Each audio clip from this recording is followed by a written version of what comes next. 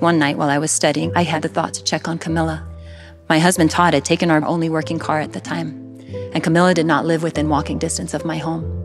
So I sent her a text and asked her how she was doing.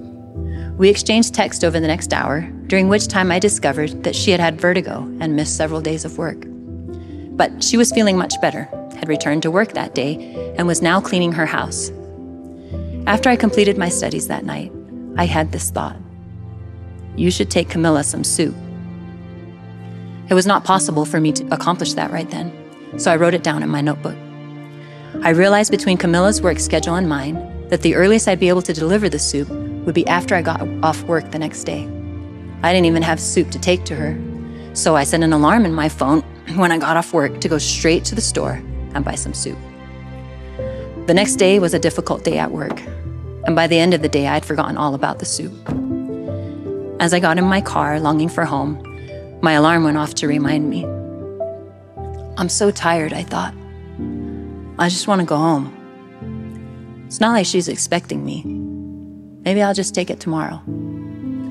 I was about to do just that, but I knew that the good thought I had was the voice of the Spirit, and that my acting upon this impression was the work required to be able to hear it more frequently and clearly.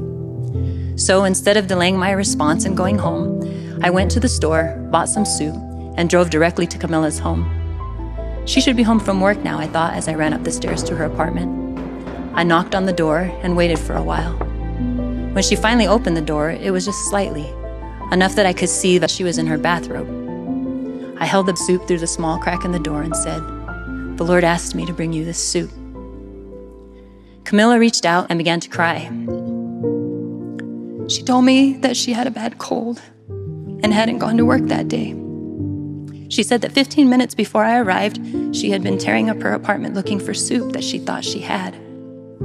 After a thorough search, she had sat down defeated and cried, "Jesus, can you please just let me have some soup?"